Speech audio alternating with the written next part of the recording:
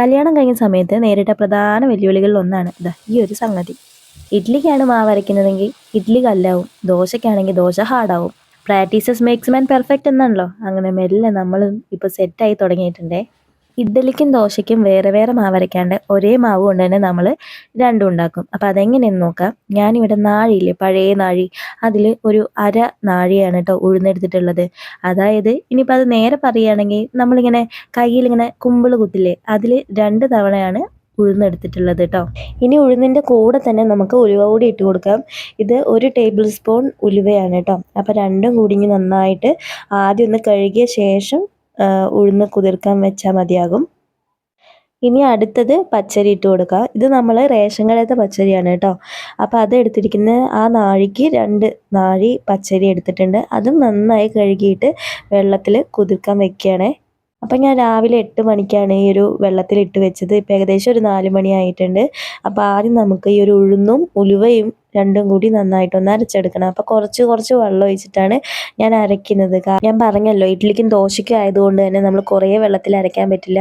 അപ്പോൾ കുറച്ച് കുറച്ച് വെള്ളം ഒഴിച്ചിട്ടാണ് ഞാൻ അരച്ചെടുക്കുന്നത്. ഇനി നമുക്ക് പച്ചരി അരച്ചെടുക്കണം. വലിയ ജാറായതുകൊണ്ട് തന്നെ ഒറ്റ ട്രിപ്പിൽ തന്നെ ഞാൻ 2 നാഴി പച്ചരി അരച്ചെടുത്തിട്ടുണ്ട് കേട്ടോ. ആ ജാറിന് പകുതിയോളം വെള്ളം ഒഴിച്ചിട്ടാണ് ഞാൻ അരച്ചെടുത്തിട്ടുള്ളത്. ഇനി നമുക്ക് ഇഡ്ഡലിയും ദോശയ്ക്ക് ഇത്തിരി സോഫ്റ്റ് ആവാൻ വേണ്ടിയിട്ട് ഒരു 1.5 കപ്പ് ചോറ് കൂടി ഇട്ട് കൊടുക്കുന്നുണ്ട്. അപ്പോൾ അതും നന്നായിട്ട് വെള്ളം ഒഴിച്ചിട്ട് തരികളില്ലാണ്ട് അരച്ചെടുക്കുകയാണ്.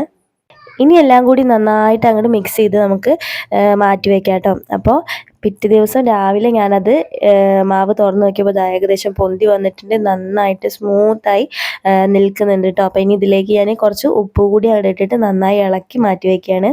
അപ്പോൾ ആദ്യം നമ്മൾ ഉണ്ടാക്കുന്നത് ഇഡ്ഡലിയാണ് കേട്ടോ.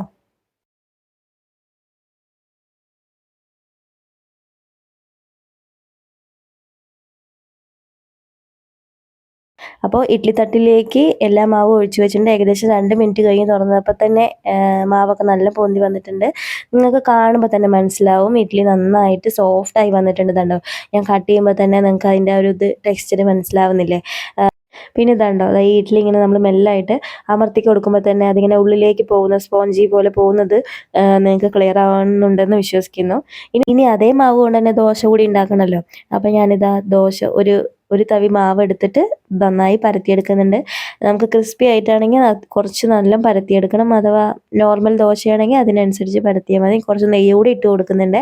ഞാനിവിടെ ക്രിസ്പി ദോശയാണ് ഉണ്ടാക്കുന്നത്. അതുകൊണ്ട് തന്നെ കുറച്ച് ഡ്രൈ ആക്കുന്നുണ്ട് കേട്ടോ.